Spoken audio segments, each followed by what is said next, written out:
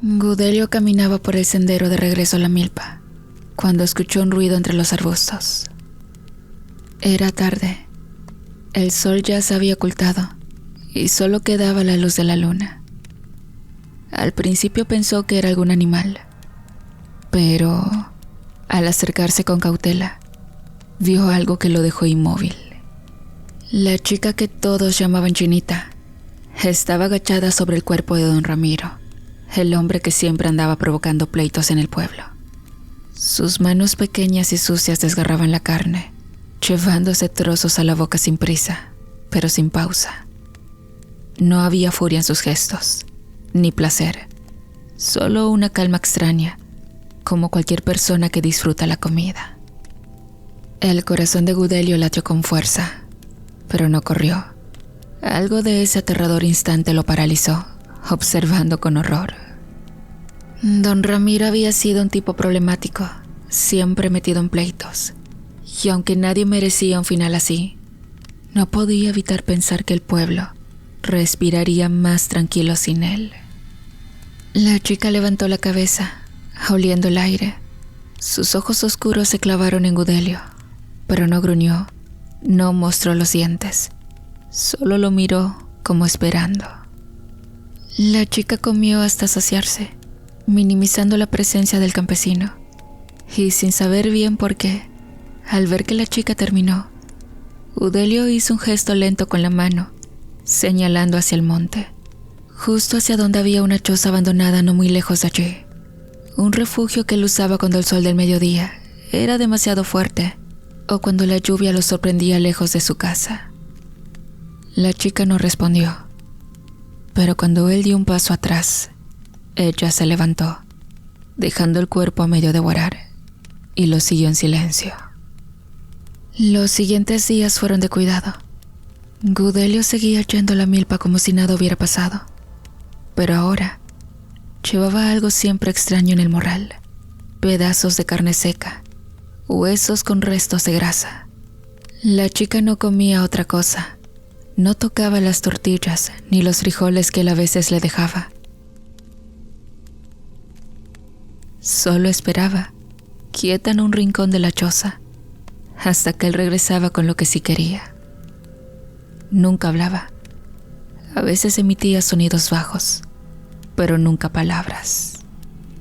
La gente del pueblo no notó nada raro al principio. Don Ramiro había desaparecido, pero era un hombre sin familia, de esos que podían irse un día sin dejar rastro. Algunos hasta comentaron, entre risas, que algún acreedor lo había matado por fin. Gudelio escuchaba esas conversaciones sin decir nada, sabiendo la verdad, pero tampoco sintiendo remordimiento. Él solo seguía su rutina, trabajando de sol a sol, aguantando los empujones y las burlas de siempre. Una tarde, Jacinto, el más fastidioso de los que lo molestaban, lo vio salir del monte con el morral vacío. «¿Andas alimentando a los opilotes, Gudelio?», le dijo con una risa burlona. Gudelio solo bajó la cabeza y siguió caminando, pero esa noche llevó el doble de carne a la choza. La chica lo devoró con la misma calma de siempre, sin prisa, pero sin dejar nada. Él se quedó un rato mirándola, preguntándose qué era exactamente lo que estaba protegiendo. No parecía un monstruo, aunque hacía cosas de monstruo. No parecía peligrosa con él, aunque sabía que podía serlo. Al día siguiente, al pasar por donde había encontrado el cuerpo de don Ramiro, no quedaba ni rastro, solo tierra seca y unas cuantas hojas caídas, como si nunca hubiera pasado nada. Gudelio respiró hondo y siguió caminando, sabiendo que, por ahora, su secreto estaba a salvo, pero también sabiendo que, tarde o temprano, algo tendría que cambiar. Al pasar el tiempo, Gudelio aprendió a convivir con la Chinita, aunque nunca dejó de sentirse raro con la chica. El apodo de Chinita se lo habían puesto en el pueblo porque decían que había llegado lejos, probablemente de algún lugar, China o Japón, donde no se hablaba español, para trabajar en una de las maquiladoras cercanas. Ella nunca hablaba, solo respondía con gestos o movimientos de cabeza, aunque entendía todo lo que Gudelio le decía. Él, por su parte, se había convertido en su protector, asegurándose de que nadie la descubriera. Le llevaba comida, le dejaba agua fresca y mantenía la choza en condiciones. Aunque cada vez era más consciente de que ella no dependía completamente de él para sobrevivir. La rutina de Gudelio seguía marcado por la pena. Los mismos muchachos del pueblo, liderados por Jacinto, no perdían oportunidad de humillarlo. Lo esperaban en el camino, le cerraban el paso, le arrojaban piedras o lo empujaban al suelo mientras se reían. En una ocasión, lo golpearon tan fuerte que tuvo que quedarse en casa varios días, recuperándose de los moretones y el dolor. Gudelio nunca se defendía, no porque no tuviera fuerza, sino porque sabía que cualquier reacción solo empeoraría las cosas. La impotencia se había vuelto una compañera constante, pero ahora, con la chinita escondida en la choza, sentía que había algo más en juego. Una noche en la que se le había hecho tarde mientras revisaba la milpa bajo la luz de la luna, Gudelio vio algo que lo dejó helado. Un venado macho, joven y sano, comiendo tranquilamente entre las matas de maíz. Se quedó quieto, conteniendo el aliento. Con un animal así tendría carne para semanas. Podría ahumarla para su consumo, vender una parte en el pueblo y guardar el resto para la chinita. Pero al instante se maldijo. Había salido sin el rifle, llevando solo el machete. Estúpido, pensó. Con la escopeta podría haberlo cazado fácil desde la orilla del campo. Ahora tendría que idear otra forma. Se agachó lentamente, calculando. Si lograba acercarse lo suficiente sin ser visto, quizá podría lanzarle una piedra grande para aturdirlo y luego rematarlo con el machete. Pero sabía que los venados eran rápidos. Un solo paso en falso y el animal saldría corriendo. También pensó en regresar corriendo a la choza por el rifle. Pero para cuando volviera, el venado seguramente ya se habría ido. Estaba decidiendo qué hacer, cuando ocurrió algo que lo paralizó. El venado levantó la cabeza de repente, las orejas tiesas, alerta. Gudelio no se había movido. Algo más había llamado su atención. El animal dio un brinco hacia atrás, preparándose para huir, pero no tuvo tiempo. Algo oscuro salió disparado de entre los árboles, con una velocidad que Gudelio nunca había visto. Fue tan rápido que apenas distinguió la silueta antes de que chocara contra el venado con una fuerza brutal. El animal cayó al suelo, emitiendo un sonido agudo, pataleando en el aire. Lo que lo había atacado no era ningún coyote ni puma. Era algo más delgado, más ágil, con brazos que se enroscaban alrededor del cuello del venado y piernas que se ajustaron a su cuerpo como cuerdas. El venado forcejeó, tratando de levantarse, pero la figura, Gudelio ya estaba seguro de que no era ningún animal común. Ajustó su agarre. Se escuchó un crujido seco. La columna del venado se había roto. Gudelio no podía moverse. El miedo lo había clavado en su lugar. La figura se incorporó lentamente y bajo la luz de la luna, Gudelio reconoció los rasgos de la chinita. Estaba desnuda de la cintura para arriba, su piel pálida manchada con lo que podía ser sangre o lodo. Su pelo, que normalmente llevaba suelto, ahora parecía pegada al cuello y hombros por algo húmedo. Sin apuro, se agachó sobre el venado muerto y hundió los dedos en su vientre. La carne se abrió fácilmente bajo sus uñas, como si estuviera blanda. Gudelio observó fascinado y horrorizado a la vez. Cómo extraía trozos de carne y se los llevaba a la boca con esa calma espantosa que ya le era familiar. No comía con desesperación. No era su estilo, sino un método. Separando primero los músculos más grandes, luego raspando los huesos con las uñas para no dejar nada. Cada movimiento era preciso, casi cuidadoso. Udelio pensó que así debían comer los buitres, metódicos y sin prisa. Después de unos minutos, la chinita se detuvo y alzó la cabeza, olfateando el aire. Udelio sintió que el sudor le recorría por la espalda. Ella giró lentamente hacia donde él estaba escondido, aunque no podía verlo entre la maleza. Por un momento terrible, Udelio estuvo seguro de que lo había detectado. Pero entonces, ella se volvió hacia el venado otra vez, agarró las patas traseras del animal y comenzó a arrastrarlo hacia la espesura, dejando un rastro oscuro en la tierra seca. Udelio esperó hasta que los sonidos se alejaron por completo antes de atreverse a moverse. Cuando por fin respiró hondo, notó que sus manos temblaban.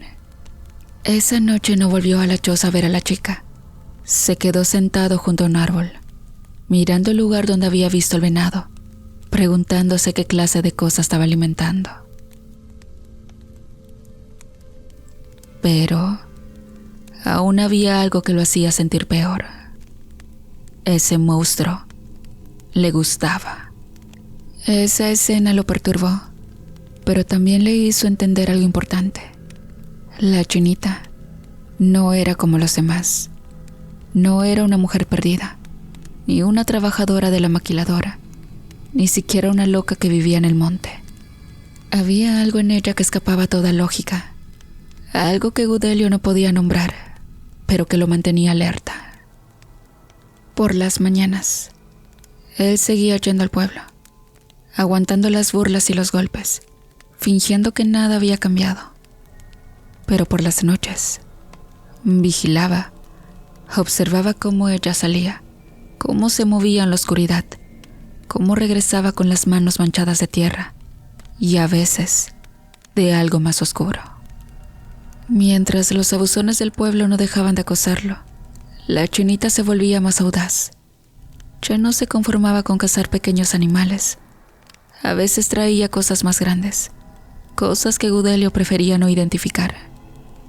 Él no preguntaba. Ella no explicaba. Era un acuerdo no mencionado. Y bien, el crimen que había estado sacudiendo todo el país finalmente llegó al pueblo. Los primeros rumores llegaron con los camiones que paraban en la cantina. Hablaban de camiones quemados al norte para paralizar el paso de los policías, de familias enteras desaparecidas. Udelio escuchaba en silencio mientras mordía una tortilla fría, sin imaginar que pronto vería las camionetas negras estacionarse en la plaza.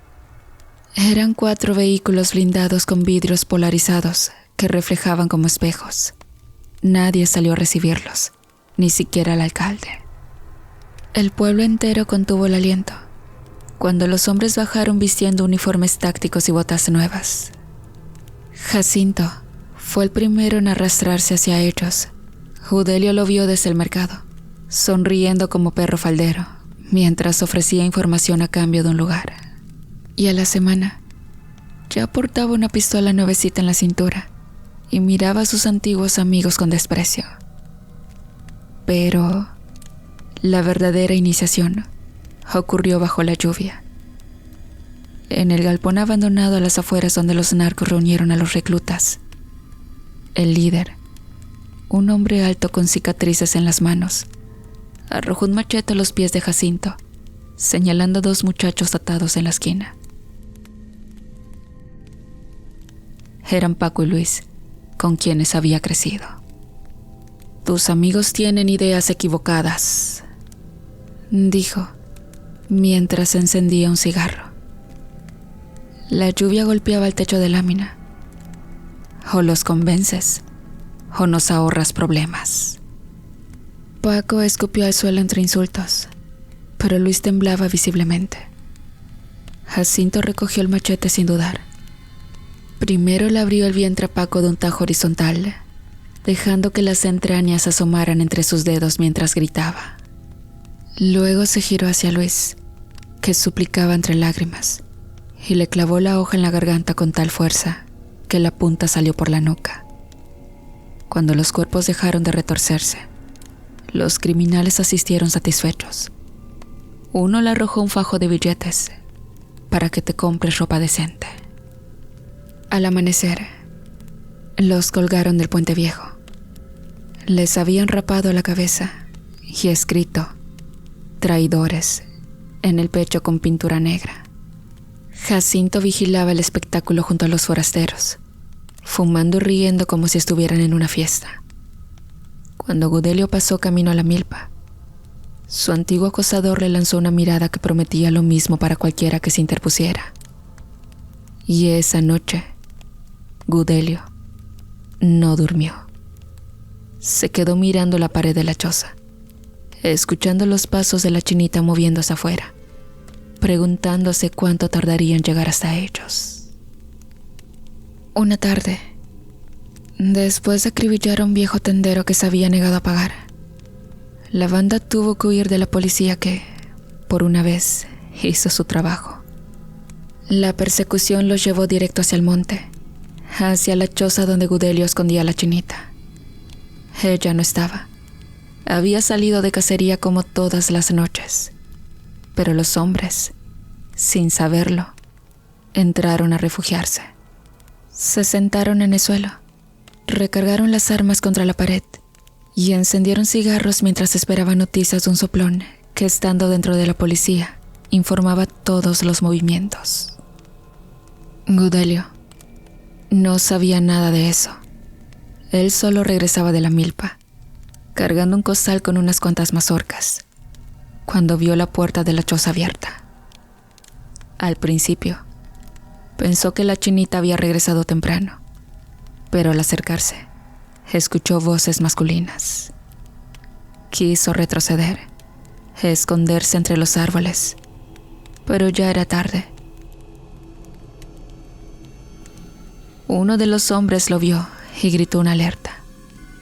En segundos, Gudelio estaba rodeado, con las manos en la cabeza y la respiración entrecortada. ¿Qué haces aquí, cabrón?, preguntó uno de los sicarios, empujándolo hacia adentro. Gudelio no respondió. Su mirada buscó instintivamente algún rastro de la chinita, pero no había nada. Solo los hombres, las armas y el olor a pólvora y sudor. Jacinto, al reconocerlo, soltó una carcajada. «Miren a quién tenemos», dijo, acercándose con paso lento. «El tonto del pueblo». Le dio una patada en las piernas, haciéndolo caer de rodillas. Los otros rieron. Gudelio intentó levantarse, pero alguien le puso una pistola en la nuca. «Amárrenlo», dijo Jacinto. «A ver qué sabe». Lo arrastraron hacia una silla vieja que había en un rincón y lo ataron con cuerdas gruesas. Jacinto sacó un cuchillo y lo pasó lentamente por delante de los ojos de Gudelio, como si estuviera decidiendo por dónde empezar. «Vamos a divertirnos un rato», dijo sonriendo. Gudelio cerró los ojos. No suplicó, no lloró. Los hombres se turnaron para golpear a Gudelio. Cada puñetazo, cada patada, venía acompañado de risas burlonas. Jacinto observaba desde un rincón, fumando tranquilamente mientras los otros hacían el trabajo sucio. Gudelio escupió un diente roto al suelo, la sangre corriéndole por la barbilla. Respiraba con dificultad, sabiendo que cualquier reacción solo los animaría más. Uno de los sicarios, un tipo ancho con tatuajes de santos en el cuello, sacó un cuchillo de caza. «Vamos a ver qué tan valiente eres sin un dedo», dijo, agarrando la mano izquierda de Gudelio y extendiendo el meñique sobre el brazo de la silla. Jacinto se inclinó hacia adelante, interesado. El cuchillo brilló bajo la luz de la lámpara de gas. Gudelio apretó los dientes. En ese instante, la puerta se abrió de golpe. Todos giraron hacia la entrada, las armas levantadas y apuntando antes de que sus cerebros procesaran lo que veían. En el umbral, solo había oscuridad, hasta que un enorme jabalí salió disparado como un proyectil, lanzado desde las sombras con una fuerza sobrenatural. El animal impactó contra el hombre del cuchillo, rompiéndole la nariz y la mandíbula de un solo golpe. El sicario cayó hacia atrás. No había sobrevivido por el impacto. Y el caos estalló.